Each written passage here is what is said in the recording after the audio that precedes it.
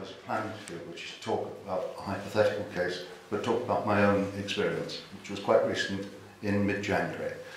I was admitted to A&E in Charing Cross at 2 o'clock on a Monday afternoon, not a time that I would normally have expected it to be wildly busy. I was wrong.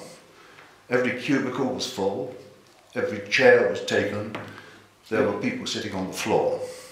The staff were buzzing around, really busy, nobody was idling at all, but the place was absolutely overworked.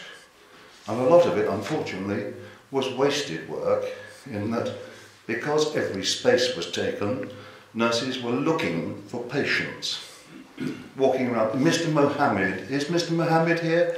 And then suddenly Mr. Mohammed would be found and then had to be taken to wherever he needed to be seen and treated.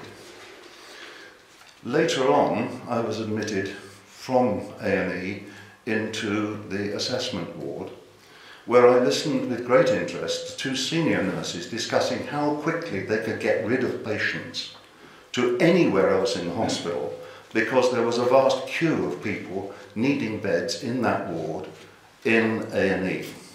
Now it became very clear to me that on a Monday afternoon, through Monday night and into Tuesday morning, the A&E was under enormous pressure. That the people who were working there were working extremely hard to try and keep up, but seemed to me always to be playing catch up. That doesn't square very well with what you've just said about additional resources being made available in a couple of weeks. I can't imagine what that department must be like at a busy time on Saturday night, for example, at the moment. And I'd really like to hear from you what you are doing to make the promises you've just made, or the statements you've just made about a better future, actually come to pass. Because, frankly, I'm far from convinced at the moment.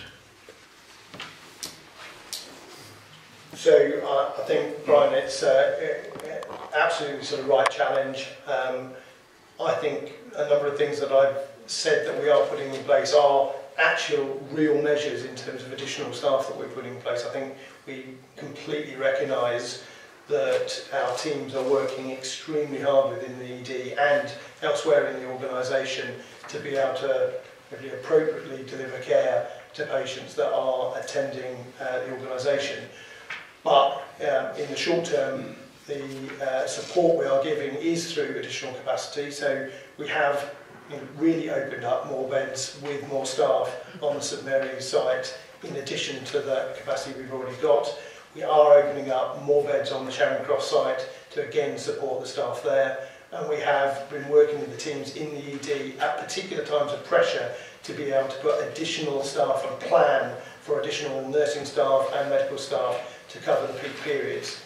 The only thing I would just say about potentially the time that you were there, we around 1 week or 10 days ago at the Charing Cross site, we had an outbreak of infection in that site. We were 22 beds closed for infection reasons. We managed to contain the infection outbreak very well and opened up those beds very rapidly.